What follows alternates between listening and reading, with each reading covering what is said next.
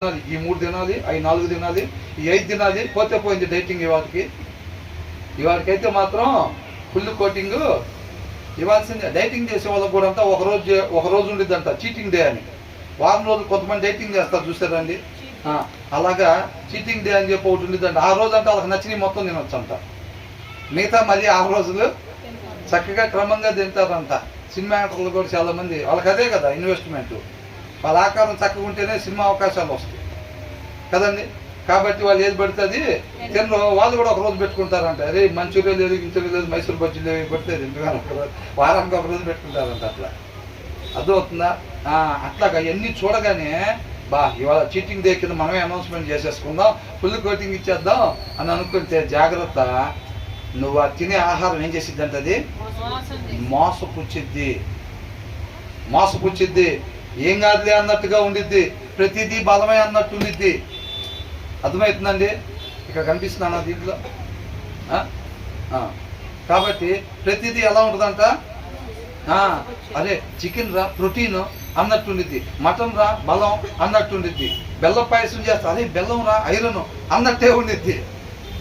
ఏది చూసినా కానీ ఇది ఐరన్ అని చెప్పి ఇది ఒక 3 ముద్దలు, అది బలం అని చెప్పి అవి ఒక 4 పీసులు, అవునా? ఇది ప్రోటీన్ అని చెప్పి ఒక 3 పీసులు తిన్న తర్వాత ఎలా ఉండిద్ది అంతా బోజరగా అయిపోయింది. ఆ టైంలో ఇక శరీరాన్ని లోపరుచుకోవాలంటే ఏమైంది? ఆ టైంలో ఆత్మకి శరీరానికి యుద్ధం జరగదా? ఖచ్చితంగా ఆ టైంలో కూడా జరిగిద్ది. మరి అప్పుడు పరిస్థితి ఏంటి? ఏది బలంగా ఉంటుంది? శరీరం బలంగా ఉంటుంది. వచ్చే కోరికలు ఏమొస్తాయి?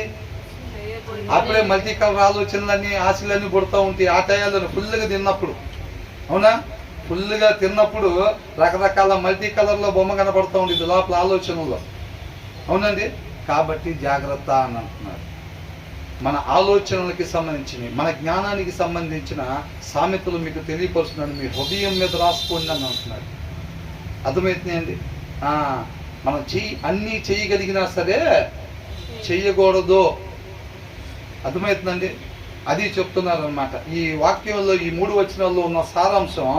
ప్రతి క్షణం కూడా ప్రార్థన అయిపోయిందా, ప్రార్థన ఉందా, ఇవాళ శుక్రవారం, ఇవాళ సోమవారం ఫుల్గా తిన్నా ప్రాబ్లం లేదు, అవునా? కాబట్టి ప్రార్థన టైంలోనే శరీరం సహకరించేటట్టు చూసుకోవాలా, మిగతా టైంలో, అవునా? ఆయన చిత్తం నెరవేర్చడమే మనకు ఆహారం కావాలి తప్ప అవసరమైన దాని నిమిత్తం మనం తినేవారంగా ఆ ఎక్సర్సైజ్ మనం చేయాలి. ఆ జ్ఞాన వివేకాలు ఉంటేనే మనం ఎక్కడ ఆపాలి, ఎంతవరకు తినాలి, ఎలాగుండాలో మనకి తెలిసిద్ది. లేకపోతే రానియండి